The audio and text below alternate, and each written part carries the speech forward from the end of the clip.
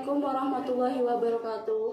Saya Desi Fitriani, NIM 1930310021 dari kelompok 6. Di sini kami akan menjelaskan tentang perkembangan dan pertumbuhan fisik, kognitif, dan psikososial remaja.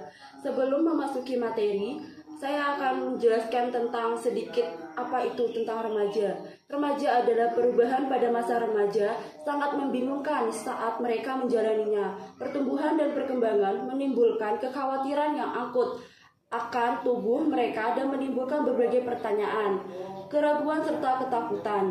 Dalam proses perkembangan, kematangan psikologis dan kekhawatiran seperti halnya perasaan labil, suka mencoba sesuatu hal baru dan tanpa berpikir panjang.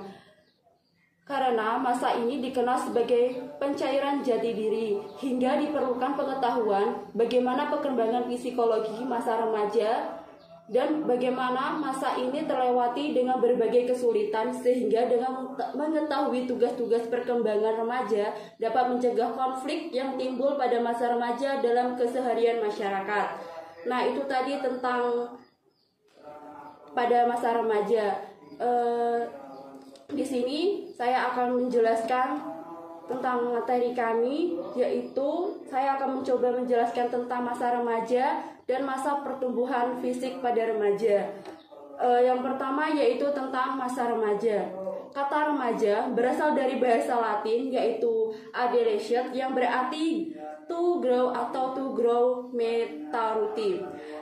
Bedurun mendefinisikan remaja sebagai periode pertumbuhan antara masa kanak-kanak menuju masa dewasa.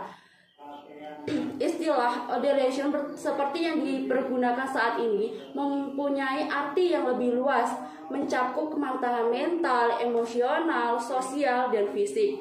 Menurut teori Piaget secara psikologis, masa remaja merupakan usia di mana individu berintegrasi dengan masyarakat dewasa. Usia di mana anak-anak tidak merasa di bawah tingkat orang-orang yang lebih tua, melainkan berada dalam tingkat yang sama, sekurang-kurangnya dalam memecahkan masalah. Menurut Darnley, yaitu remaja atau adolescent adalah periode di antara pubertas dan selesainya pertumbuhan fisik. Secara kasar, mulai dari usia 11 tahun sampai 19 tahun. Sedangkan Arnold berpendapat bahwa pada masa remaja terjadi proses perkembangan meliputi perubahan-perubahan berhubungan dengan perkembangan psikoseksual, dan juga terjadi perubahan dalam hubungan dengan orang tua, cita-cita mereka, di mana pembentukan cita-cita merupakan proses pembentukan orientasi masa depan. Masa remaja secara umum dianggap dimulai dengan pubertas, proses yang mengarah kepada kematangan seksual atau fertilitas atau kemampuan untuk berproduksi. Dengan definisi sosiologis, orang dapat menyatakan diri mereka orang dewasa ketika mereka mandiri atau lebih memilih karir, menikah atau membentuk hubungan yang signifikan atau melalui sebuah keluarga. Yaitu definisi psikologis, kematangan kognitif sering dianggap dengan kemampuan berpikir abstrak. Kematangan emosional dapat bergantung kepada pencapaian seperti menemukan jati diri. Ada juga mengartikan remaja sebagai sekelompok orang yang sedang beranjak dewasa. Ada juga yang mengartikan remaja sebagai anak-anak yang penuh dengan gejolak dan masalah. Ada pula yang mengartikan sebagai sekelompok anak-anak yang penuh dengan semangat dan kreativitas. Yang selanjutnya yaitu materi tentang perubahan serta perkembangan fisik pada masa remaja. Yaitu perkembangan fisik adalah perubahan pada tubuh, otak, sensoris, dan keterampilan motorik. Perubahan pada tubuh ditandai dengan bertambahnya tinggi badan dan berat badan, pertumbuhan tulang otot, dan kematangan organ seksual dan fungsi reproduksi. Ada 3 kriteria yaitu membedakan pertumbuhan serta perkembangan fisik anak laki-laki daripada perempuan, yaitu dalam hal Yang pertama, kriteria pemasakan seksual, yaitu kriterianya yaitu nampak lebih jelas pada anak perempuan daripada anak laki-laki. Menstruasi dipakai sebagai tanda pemulaan pubertas. Kriterium sejelas ini tidak terdapat pada anak laki-laki. Berhubung ejakulasi atau pelepasan air mani pada anak laki-laki pada permulaannya masih sangat sedikit hingga tidak jelas dipakai juga kriteria orang lain. Yang kedua yaitu permulaan pemasakan seksual. Pada anak perempuan kira-kira 2 tahun lebih dulu mulanya daripada anak laki-laki. Seperti halnya juga pada percepatan pertumbuhan. Yang ketiga yaitu urutan gejala-gejala pematangan seksual. Pada anak perempuan, pemasakan dimulai dengan suatu tanda sekunder tumbuh payudara pada anak dengan sedikit mencuatnya bagian punting susu. Hal ini terjadi pada usia antara sekitar 8 tahun dan 13 tahun.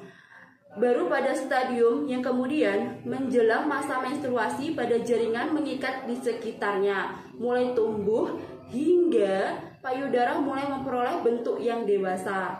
Sedangkan pada anak laki-laki, masa pemasakan seksual dengan pertumbuhan testis yang dimulai antara 9 tahun sampai 13 tahun berakhir antara 13 dan 17 tahun.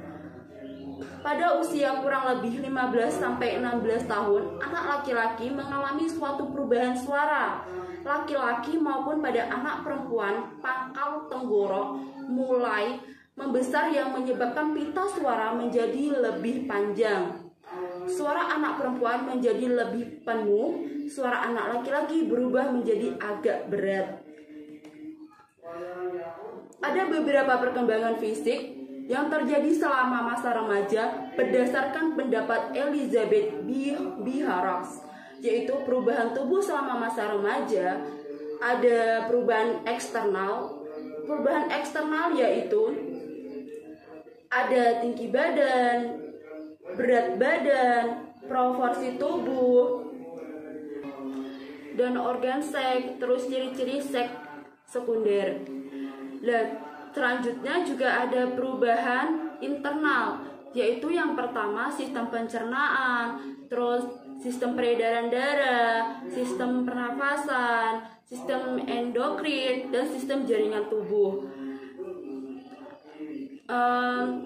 Sebelum saya menjelaskan tentang perubahan internal, saya akan menjelaskan tentang perubahan eksternal, yang dimana tadi perubahan eksternal meliputi tinggi badan, yaitu rata-rata anak perempuan mencapai tinggi yang matang antara usia 17 tahun dan 18 tahun. Dan rata-rata anak laki-laki kira-kira setahun sesudah perempuan itu. Anak yang pada masa bayi diberi imunisasi biasanya lebih tinggi dari usia ke usia. Terus dibandingkan dengan bayi yang tidak diberi imunisasi, yang karena itu lebih banyak menderita sakit sehingga cenderung memperlambat pertumbuhan. Terus yang kedua yaitu berat badan. Perubahan berat badan mengikuti jadwal yang sama dengan perubahan tinggi. Tetapi berat badan sekarang terbesar ke bagian-bagian tubuh yang tadinya hanya mengandung sedikit lemak atau tidak mengandung lemak sama sekali. Terus yang ketiga yaitu proporsi tubuh. Proporsi tubuh itu berbagai anggota tubuh lambat laun mencapai perbandingan tubuh yang baik. Misalnya badan melebar, terus memanjang sehingga anggota badan tidak kehilangan terlalu panjang. Terus yang selanjutnya yaitu organ seks. Nah, organ seks ini bagi orang seks pria maupun organ seks wanita mencapai ukuran yang matang pada akhirnya masa remaja, tetapi fungsinya belum matang sampai beberapa tahun kemudian. Terus yang kelima yaitu ciri-ciri seks sekunder. Nah, ciri-ciri seks sekunder ini yang utama berada pada tingkat perkembangan yang matang pada akhir masa remaja. Nah, terus selanjutnya yaitu perubahan internal. Nah, perubahan internal tadi kan ada sistem pencernaan. Sistem pencernaan itu adalah perut menjadi lebih panjang dan tidak lagi berlampau bentuk pipa. Usus bertambah panjang dan bertambah besar. Otot-otot pun di perut dan di dinding-dinding usus menjadi lebih tebal dan lebih kuat. Hati bertambah berat dan kerongkongan bertambah panjang. Terus yang kedua yaitu sistem peredaran darah. Sistem peredaran darah ini yaitu jantung tubuh pesat selama masa remaja. Pada usia 17 tahun atau 18 tahun, beratnya 12 kali berat pada waktu lahir. Panjang dan tebal dinding pertumbuhan darah meningkat dan mencapai tingkat kematangan belimaan jantung sudah matang. Yang ketiga yaitu sistem pernafasan. Sistem pernafasan ini kapasitas paru-paru anak perempuan hampir matang pada usia 17 tahun.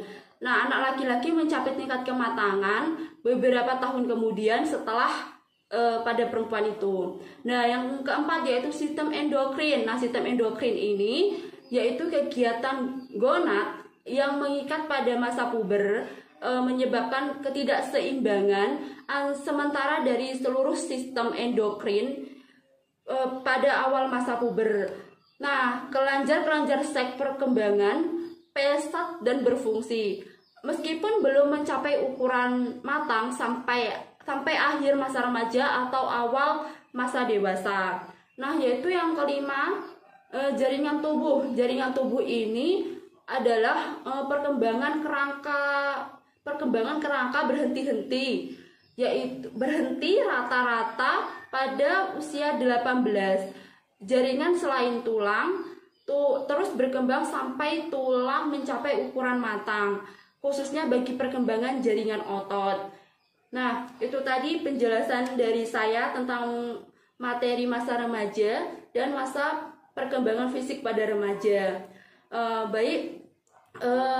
Materi selanjutnya yaitu tentang perkembangan kognitif pada masa remaja yang akan dijelaskan oleh Mas Maulana. Waktu dan tempat dipersilahkan. Ya, Assalamualaikum warahmatullahi wabarakatuh. Salam sejahtera bagi kita semua. Perkenalkan sebelumnya, nama saya Maulana Muhammad Ulin Nuha, biasa dipanggil Muna, NIM 19303100007. Di sini kami kelompok 6 akan menjelaskan, mempresentasikan mengenai perkembangan dan pertumbuhan fisik, kognitif, dan psikososial pada masa remaja. Terima kasih kepada sahabati Desi yang telah menjelaskan mengenai pertumbuhan perkembangan fisik pada masa remaja. Saya mendapat bagian untuk mempresentasikan mengenai kognitif pada masa remaja. Sebelumnya diketahui bahwasanya seorang remaja itu terlibat dalam jaringan teman sebaya yang sangat kuat selama penggalian jati diri mereka. Kenapa begini? Karena masa remaja merupakan masa peralihan, yang mana dahulu ketika kita pada masa kanak-kanak, kita cenderung dekat kepada keluarga, cenderung dekat kepada orang tua. Setiap kita ada masalah maupun kita mendapatkan suatu prestis, mendapatkan suatu penghargaan, kita lebih cenderung terbuka dan cerita kepada orang tua. Berbeda ketika kita memasuki masa remaja, yang mana kita lebih terlibat dalam jaringan teman sebaya. Kita lebih cenderung kognisi kita, pendapat kita, pengalaman kita dipengaruhi oleh lingkungan teman-teman yang ada di sekitar kita. Dalam untuk apa hal itu? Untuk penggalian jati diri seorang remaja tadi. Di masa remaja ini, selain mengalami perubahan pada diri seorang yang menginjak remaja, juga terdapat perkembangan sisi kejiwaannya, atau yang lebih dikenal dengan sisi psikologisnya. Yang dahulu kita kenal bahwa anak-anak itu cenderung cengeng ataupun suka bandel. Pada saat remaja, dia lebih cenderung untuk memikirkan perbuatannya, apa yang ia perbuat pada masa sekarang, apa yang ia lakukan pada saat ini, itu akan menentukan bagaimana masa depannya. Pada tahap perkembangan inilah muncul berbagai teori perkembangan remaja, termasuk konsep, tahap, dan karakteristik remaja. Secara keseluruhan, teori ini akan membantu seorang remaja untuk memilih serta memilah bagaimana apa perbuatan yang perlu dilakukannya untuk menghadapi masa depan nantinya atau masa dewasa, untuk mempersiapkan psikologisnya tentunya. Masa remaja boleh dibilang sebagai suatu masa peralihan. Peralihan itu tidak berarti putus dengan atau berubah dari apa yang sebelumnya, melainkan lebih-lebih ke sebuah pematangan psikologis, pematangan kejiwaan pada diri seseorang untuk mempersiapkan diri menggapai masa dewasa nantinya. Karena apa? Disinilah generasi muda atau remaja merupakan generasi penerus bangsa yang kelak menjadi penerus kehidupan untuk mewujudkan kedamaian dan ketentraman umat manusia di bumi Allah ini. Saya teringat sebuah kata dari Insinyur Soekarno, Presiden pertama Republik Indonesia, begini: beri saya 1000 orang tua, maka akan kucabut Semeru dari akarnya. Dan beri saya 10 pemuda, maka akan aku guncangkan dunia. Nah, 10 pemuda yang seperti apakah yang diharapkan oleh Bapak Soekarno ini? Tentunya merupakan pemuda yang berkualitas, pemuda yang mampu beradu argumen demi baik, beradu argumen untuk menciptakan integrasi nasional. Pemuda yang dapat menciptakan ketentraman, memunculkan kedamaian antar umat manusia di bumi Allah ini. Bukannya pemuda yang dia ikut-ikutan sana sini, mengikuti itnya, nalurinya yang belum tentu itu baik. Karena apa? Perlu diketahui bahwa generasi muda atau remaja ini itu merupakan masa peralihan dari derived menuju interim. Derived ini apa? Derived yakni ketika kita masa anak-anak, kita itu menyandang status derived. Status yang kita ini, pengetahuan kita, pengalaman kita, wawasan kita dapatkan itu murni pure dari orang tua terhadap anak. Tapi ketika kita menginjak masa interim, ini merupakan penggabungan pengalaman kita, pengetahuan kita, serta wawasan kita yang didapat dari orang tua dan didapat dari individu tersebut bersosialisasi, bercampur dengan masyarakat. Jadi bukan murni dari apa yang orang tua berikan, melainkan individu tersebut sudah terjun langsung berhadapan dengan masyarakat. Mohon maaf, tadi video saya terjeda sebentar karena ada adzan sholat maghrib dan juga memorinya penuh. Oke, ketika tadi membahas mengenai remaja, saya analogikan seperti sebuah burung, yang mana burung ketika masih usia dini, burung itu dikurung oleh majikannya di dalam sebuah sangkar, diberi minuman, diberi makanan. Itu karena apa? Sang majikan tahu bahwa dunia luar itu keras, bahwa sang majikan tahu bahwa sebuah burung tersebut tidak mampu untuk mencari makan sendiri di luar karena persaingan di luar. Untuk itu, ia dibina terlebih dahulu untuk menjadi remajanya burung. Dan ketika burung tersebut diyakini sudah mampu untuk mencari makan, mencari minum, dan menghadapi kerasnya dunia luar, ada sebuah majikan yang melepaskan burung tersebut dari sangkar. Kemudian burung tersebut terbang bebas menghadapi dunia luar. Ia tahu bahwa persaingan untuk mencari makan, persaingan dengan burung-burung yang lain, dan persaingan menghadapi predator itu sangat keras. Namun ia tidak bingung karena ia telah dipersiapkan sejak dini. Tapi ketika burung tersebut tidak dipersiapkan, ia hanya dikurung dalam sangkar, terus tidak dilepaskan, maka ketika ia nantinya keluar menghadapi dunia luar, dia akan mengalami kebingungan, dia akan mengalami kegalauan. Begitulah sistem parenting orang tua terhadap anak-anak. Ketika anak masih usia dini, ia dibina, ia terkadang dikeras oleh orang tua agar apa? Agar ia tahu nantinya menyiapkan mental dia, menyiapkan psikologis dia untuk menghadapi kerasnya dunia luar. Oleh karena itu, masa remaja merupakan masa untuk mencari jati diri seseorang. Karena pada masa tersebut pematangan psikologis itu mengalami perkembangan terus-menerus, bahkan menghadapi masa kesempurnaan psikologis seseorang.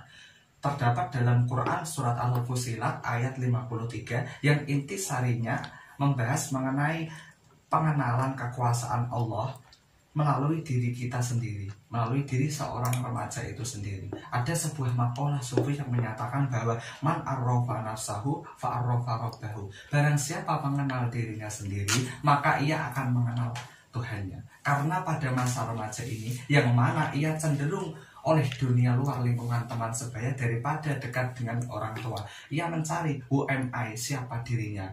Forward life, untuk apa dia hidup. Dan yang ketiga, purpose life, untuk apa tujuan dia hidup. Ketika masa pencarian jati diri seseorang ini telah ia temukan, maka ia akan mengalami kebahagiaan bukan hanya psikologisnya, namun kebahagiaan spiritual, batiniahnya juga ia mengalami kebahagiaan. Hidup dalam keadaan sejahtera jiwanya, atau yang kita kenal dengan sebutan nafs mutmainnah. Dia bisa menjadi prototipe ataupun cermin dari Tuhan, mentajalikan sifat-sifat Tuhan terhadap perilaku kehidupannya. Bagaimana sebuah ibadah seorang remaja bisa merubah psikologisnya, bisa merubah pandangan hidupnya untuk berperilaku lebih baik, menghayati hakikat sebuah kehidupan. Karena apa? Manusia itu merupakan susunan makhluk yang sangat lengkap karena memiliki unsur biologis, unsur psikologis, unsur sosiologis, dan yang terakhir yakni dimensi spiritual, dimensi batinnya seseorang. Yang mana dimensi batinnya ini perlu ditekankan pada masa remaja. Ketika remaja tidak memiliki dimensi batinnya, maka hidupnya akan terasa hampa, hidupnya akan terasa gundah gulana ketika masa tua. Walaupun ia bergelimangan harta, bergelimangan segala tahta dan kedudukan, namun ketika tidak diimbangi oleh unsur sentuhan rohania, maka ia akan merasakan dilema. Untuk apakah semua hal ini yang saya butuhkan di dunia? Tapi ketika ia tahu bahwa dirinya merupakan seorang khalifah fil ard, pemimpin di muka bumi, maka ia dapat membina dirinya sendiri menjadi lebih baik, membina keluarganya, bahkan lebih-lebih ia dapat berpengaruh, memberikan pengaruh, merubah psikologis orang-orang yang ada di sekitarnya.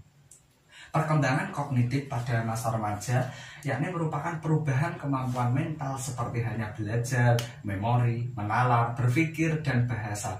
Piaget dalam Papalia dan Olds 2001 mengemukakan bahwa pada masa remaja terjadi kematangan kognitif, yaitu interaksi dari struktur otak yang telah sempurna dengan lingkungan sosial yang ada di sekitar, sehingga semakin luas untuk eksperimentasi, memungkinkan remaja untuk berpikir abstrak. Ketika dahulu, ketika masa kanak-kanak, seseorang itu cenderung berpikirnya itu konkret, yakni berpikir contoh. Ketika diajari pertambahan, ia hanya untuk mengerjakan suatu soal. Tapi ketika menghadapi masa remaja, berpikirannya itu bisa abstrak, merencanakan suatu kegiatan-kegiatan, walaupun kegiatan itu belum ia laksanakan, tapi ia mampu berpikir ke depan lebih abstrak.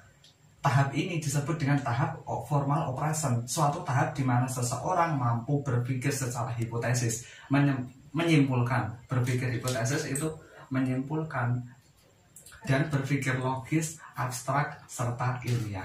Berpikirannya itu logis, bukan hanya soal fantasi ataupun animasi belaka, melainkan sudah dapat berpikir logis. Dan berpikir abstrak tadi, berpikirannya luas dan ilmiah. Pada tahap ini juga, remaja sudah mulai mampu berspekulasi tentang sesuatu. Ketika dia dihadapkan oleh suatu masalah ataupun suatu problematika, ia sudah mampu memikirkan bagaimana solusi, bagaimana problem solving untuk menghadapi permasalahan tersebut. Ia berpikir abstrak, rancangan-rancangan terlebih dahulu, di mana mereka sudah mulai membayangkan sesuatu yang diinginkannya di masa depan. Namun, perlu diingat bahwa pemikiran seorang remaja yang tanpa didampingi oleh parenting, peran orang tua, maupun agama yang membina, ia akan berpikir hanya satu kali. Maka dalam lagu Roma Irama ada yang menyebutkan bahwa darah muda, darahnya para remaja, berpikirnya sekali saja dan mau menang sendiri. Itu karena apa? Naluri seorang remaja yang berkembang pesat tanpa diimbangi oleh nuraninya yang mengatur kehidupannya, maka dia akan mengalami tadi dilema. Remaja sudah mulai mempunyai pola berpikir sebagai seorang peneliti, di mana mereka mampu membuat suatu perencanaan untuk mencapai suatu tujuan di masa depan, menurut Santrok pada 2001. perkembangan kognitif pada masa remaja itu tadi mereka sudah mampu berspekulasi terhadap suatu hal, kemampuan berpikirnya abstrak yang juga mempengaruhi, berimplikasi, berdampak pada emosionalnya. Dia terlalu berpikir jauh ke depan, dia membayangkan suatu kehidupan yang ideal tanpa adanya persiapan dari mental, psikologis maupun pengalamannya itu masih sedikit, tapi ia terlalu berpikir yang ideal. Sebelumnya, seorang anak itu mampu mencintai orang tua dan membenci teman sekelas. Tapi ketika ia masuk ke dalam fase remaja, ia dapat mencintai kebebasan dan membenci sebuah eksploitasi. Itu menurut Simburg dan Opper 1979 pada halaman 201. Perkembangan bahasa pada masa remaja juga mengalami perkembangan. Walaupun anak usia sekolah saja itu sudah cukup cakap dalam menggunakan bahasanya, verbalnya, linguistiknya itu sudah cakap. Namun pada masa remaja memunculkan penghalusan bahasa lebih lanjut. Kita orang Jawa itu mengenal ada unggah-ungguh ataupun adab asal. Ketika kita berbicara kepada anak-anak itu bagaimana tata bicaranya. Ketika kita bicara dengan yang lebih tua itu bagaimana tata bicaranya. Itu ketika masa remaja kita mengalami penghalusan sebuah bahasa. Dengan pemunculan pemikiran formal pada masa remaja dapat menentukan dan membahas abstraksi seperti cinta, keadilan, dan kebebasan. Cenderung biasanya seorang yang memasuki masa remaja, ia pandai berhayal mengenai cinta, mengenai sebuah keadilan, dan mengenai sebuah kebebasan. Hal itu dia representasikan dalam sebuah tulisan, biasanya anak sastra, ataupun dalam sebuah verbal, anak dakwah, ataupun dalam hal lainnya. Menurut Elkin, pemikiran belum matang dari seorang remaja ini akan memunculkan atau memanifestasikan dirinya sendiri ke dalam 6 karakteristik. Yang pertama yakni idealisme dan kekritisan. Sebagai mudahnya ini seperti ini. Seorang remaja itu cenderungnya itu dia sok tahu terhadap suatu hal. Karena apa? Para remaja memimpikan sebuah dunia yang ideal, tapi mereka kurang mengetahui ataupun tidak seimbang dengan pengalaman yang ia dapatkan. Mereka yakin bahwa mereka lebih mengetahui bagaimana menjalankan dunia ketimbang orang dewasa, dan mereka seringkali mengkritik orang tua mereka. Padahal yang lebih banyak memakan garam kehidupan, lebih banyak menjalani pengalaman adalah orang tua mereka. Tapi mereka karena pemikiran yang berkembang, idealisme dan kekritisan tersebut, ia sok tahu terhadap suatu hal. Lah, oleh karena itu perlu adanya pendampingan dari agama maupun orang tua terhadap pemikiran-pemikiran radikal yang liar seiring berkembangnya usia seseorang tadi. Yang kedua yakni argumentatif. Seorang remaja itu terkadang pandai untuk menguji sebuah logika, sebuah pendapat ia dampingi dengan sebuah fakta dan logika untuk mencari penguatan sebuah pendapat yang ia kemukakan. Yang ketiga yakni ragu-ragu. Tadi karena kurangnya pengalaman, kurangnya persiapan seorang remaja membuat mereka kekurangan strategi yang efektif, yang efisien untuk memilih serta memilah suatu keputusan yang ia dapatkan. Yang keempat yakni menunjukkan hipokrisi ataupun kemunafikan. Biasanya seorang remaja itu cenderung gimana ya? Malu-malu ketika ia mengungkapkan ekspresi emosionalnya. Ia ingin terlihat menjadi seorang yang perfect human. Ia ingin menjadi yang tersohor, ia ingin menjadi orang yang sangat dicintai oleh banyak orang. Bahkan ia mendambakan dia menjadi tokoh utama di dalam dunia. Jadi ia hidup di dalam dua dunia. Padahal ia harus mengetahui ada dunianya sendiri dan ada dunia orang lain. Yang kelima yakni kesadaran diri. Pada saat ini seorang remaja itu sudah muncul kesadaran terhadap dirinya sendiri sebagai implementasi karena dia mendapatkan tadi hakikat kehidupan yang dicari pada masa remaja tersebut. Yang keenam yakni kekhususan dan ketangguhan, personal fable. Atau menurut Elkin, bentuk egosentrisme pada masa remaja itu masih ada, dan biasanya cenderung remaja yang kurang ada pendampingan dari orang tua maupun kurang penekanan dari agama, kebatinan, kerohanian seseorang. Ia cenderung berperilaku self-destructive, merusak dirinya sendiri, atau istilah kerennya itu psikopat. Ia melukai dirinya sendiri untuk mencapai suatu kebahagiaan. Menurut akhirul kalam, sedikit banyak yang dapat saya sampaikan. Man asoba khairan faminallah, wa man asoba sarran famin nafsih. Assalamualaikum warahmatullahi wabarakatuh. Nah, itu tadi penjelasan dari Mas Maulana tentang perkembangan kognitif pada masa remaja. Yang materi selanjutnya yaitu tentang perkembangan psikososial pada masa remaja yang akan dijelaskan oleh Mas Ruli. Tempat dan waktu dipersilahkan. Oke, terima kasih Mbak Desi sudah memberi waktu untuk saya. Jadi perkembangan psikososial merupakan perkembangan yang membahas tentang perkembangan kepribadian manusia, khususnya yang berkaitan dengan emosi, motivasi, dan perkembangan kepribadian. Pakar psikologi James Mercia itu menganalisis ada beberapa teori itu ya, yakni yang pertama pencapaian identitas. Ialah istilah bagi remaja yang telah mengalami suatu krisis dan sudah membuat suatu komitmen. Yang kedua, pencabutan identitas. Maksudnya ada yang digunakan untuk menggambarkan remaja yang telah membuat suatu komitmen tetapi belum mengalami suatu krisis. Dan selanjutnya penundaan identitas. Untuk menggambarkan remaja yang berada di tengah-tengah krisis, posisinya itu ada di tengah-tengah, tetapi komitmen mereka tidak ada atau hanya didefinisikan secara samar. Dan selanjutnya penyebaran identitas. Untuk menggambarkan remaja yang belum mengalami krisis, yaitu mereka yang belum menjajaki pilihan-pilihan atau membuat komitmen apapun. Nah, percepatan perkembangan dalam masa remaja sendiri yang berhubungan dengan pemaksaan seksualitas juga mengakibatkan suatu perubahan dalam perkembangan sosial remaja, ya kan? Oleh karena itu muncullah bermacam-macam masalah atau timbul beberapa masalah seperti dorongan untuk dapat berdiri sendiri dan krisis originalitas. Dalam perkembangan sosial remaja dapat dilihat adanya dua macam gerak. Satu, yakni memisahkan diri dengan orang tua, dan yang lain menuju ke arah teman-teman. Jadi ada yang gerak satu itu memisah dari orang tua, dan gerak dua itu menuju ke teman-teman. Nah, dua macam arah gerak ini tidak merupakan dua hal yang beruntutan. Ya, meskipun satu dapat terkait dengan yang lain. Nah, hal itu menyebabkan bahwa gerak pertama tanpa adanya gerak kedua dapat menyebabkan rasa kesepian. Maka dari itu, anak-anak dan laki-laki betul-betul ada dalam situasi yang sama, dalam suatu intern yang sama, entah itu perempuan, entah itu laki-laki, itu posisinya itu sama. Nah, yang selanjutnya adalah konformitas kelompok remaja. Dalam kelompok dengan kohesi yang kuat, berkembanglah suatu iklim kelompok dan norma-norma tertentu. Meskipun norma-norma tersebut tidak merupakan norma-norma yang buruk, namun terdapat bahaya bagi pembentukan identitas remaja.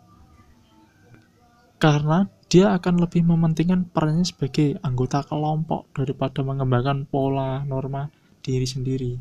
Ya maklumlah, remaja kan suka yang gerombol-gerombol seperti itu. Jadi ya kemungkinan bisa terjadi seperti ini. Nah, konformitas dengan teman-teman atau tekanan dari teman-teman tersebut pada masa remaja dapat bersifat positif maupun negatif. Ya, umumnya sih terlibat dalam suatu perilaku yang negatif ya kan. Seperti menggunakan bahasa yang jorok, mencuri, merusak, ngolok-ngolok orang tua dan guru. Ya, pokoknya banyak hal seperti itulah. Namun akan tetapi nggak semuanya itu buruk atau negatif. Ya ada banyak sekali sih juga sih yang lebih ke arah positif. Ya seperti pengembangan diri dan lain-lain itulah. Dan selanjutnya remaja dalam waktu luang. Krisis originalitas.